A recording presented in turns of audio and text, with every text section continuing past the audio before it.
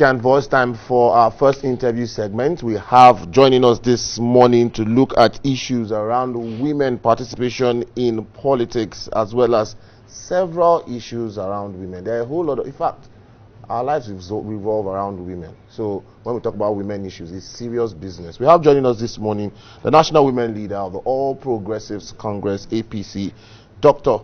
Betta Edu. That's the current position. She used to be the head of the Forum of Commissioners of Health. Plenty.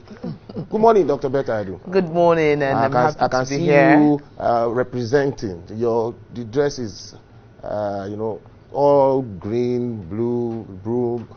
Yeah, all broom. It's the broom revolution.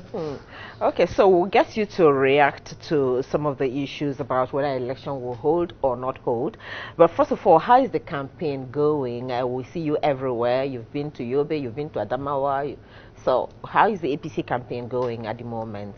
I think it's a huge movement, and it's getting bigger by the day. Of course, you saw what happened in Kano, where it took 3 hours to go on a road you drive for 10 minutes.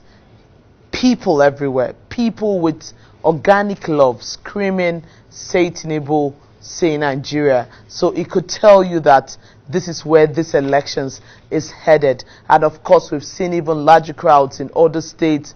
We were in Adamawa, we were in Yobe, we were in, of course, even Enugu. Were you in Enugu? Oh, sure, I was. Because there are reports that some of the, maybe the ones that are in position already at the government, they are the ones that weren't there. Oh, well, we're all in Enugu. No, that government officials on that the administration, the current of President administration. Buhari, most of them were absent at that event.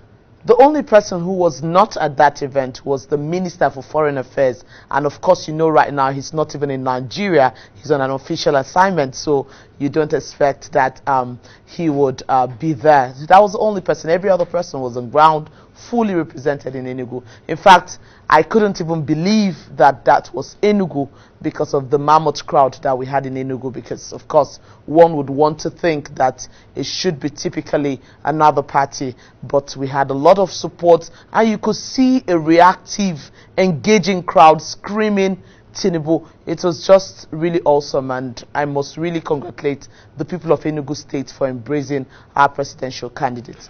All right, to the issue of elections holding or not holding, we've seen some clarification, but there are still fears that the issues that were raised by the commissioner who spoke about the issue of insecurity is something that is still with us and has not been completely tackled. For you, the 2023 elections and the fears that it will hold or it will not hold, where do you? I'm 100% positive that the 2023 elections would hold. Of course, you know what it is like in Nigeria. This is not new. It's not a new record or something, right? In 2015, we had some security challenges and elections held in this country. In 2019, there were some security challenges and elections held in this country. Elections would hold as it went due. And I'm very happy that the INEC chairman has come out very clearly to say that the polls would hold on February 25th. So Nigerians, get ready. We're almost there. We're almost at that line. And let's do what we ought to do.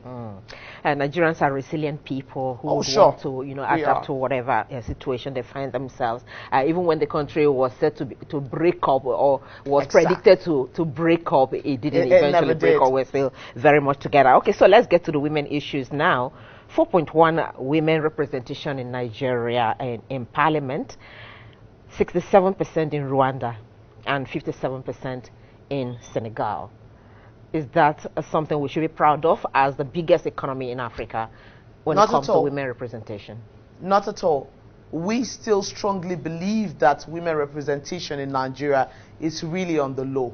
And Nigerians must become very deliberate in our policies, in our legislations to ensure that more women are empowered, more women are mainstreamed in politics in Nigeria. First, of course, there are issues around women coming into politics. So people tend to see you as, okay, you're a woman, you're coming into politics, our religion, our culture doesn't allow a woman to speak or doesn't allow a woman to partake in politics. It's a man's thing. So we're all up against that. Of course, beyond that, when women are not financially empowered, it's difficult for them to come into the political space. Remember, you have to spend. So even if you're running for the smallest office, I don't know which I should call the smallest office, because every office indeed is big, and to me, the local level, the local government well, even the local level, because that's really the grassroots level where the work is. The real work is at the grassroots, right? So no matter how small that election is, with limited number of people, you need to spend money. You need to meet people. You need to consult. You need to print posters. You need to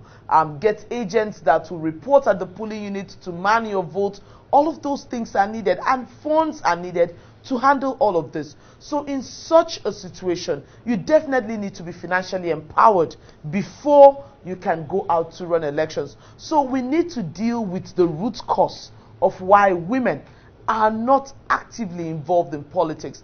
But however, I think my party is taking the lead in mainstreaming women in Nigeria, and our presidential candidate Asiwaju Bola Ahmed Tinubu has stated very clearly that he will mainstream women in his action plan, which he reeled out to Nigerians. He was very clear with numbers. 35% affirmative action, he stated so. Members of my Federal Executive Council, I'll have at least 35% as women. Of course, all the MDAs, employment, name it, women will actively participate.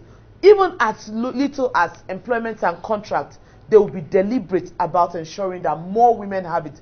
That's the way you empower them financially, and then the next 4 years, they are ready to run for an election.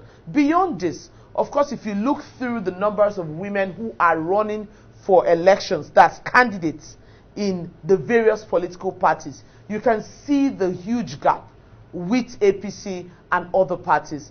Before now, we used to have maybe 20-something women, 30-something women. This time around, we have over 90 women running on the platform of APC in Nigeria. No political party has come into even half of that in Nigeria presently. And we have a governorship candidate, as I speak to you, the governorship candidate of Adamawa, who is running. There's no other political party that has given any woman their governorship candidate ticket to go and run. So we as a party, we are conscious of mainstreaming women. We are conscious of ensuring that more women are out there in the political space. Well, when we talk about issues around women, we also look at talk versus action. The 2023 budget, for women, compared to what we had in 2022, was reduced by almost was near 50% thereabout.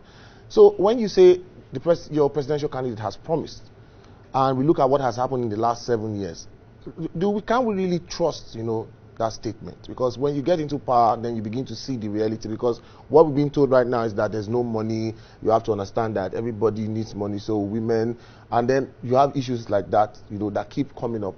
At what point do you think talk and action will actually get us to where we are supposed to be? Good. So basically what we have right now is a foundational stage of our party. This is kind of like the first outing of our party, APC. We won the elections in 2015, and this is, of course, the first Ntem, which is a foundational stage of it. So Ntem 1, Ntem 2, with our first presidential candidate, and almost all the party representatives across board are still on board.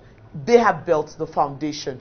And as a party, we have sat back to analyze and review and really go through to say, where have we not done so well, and where are we able to do better?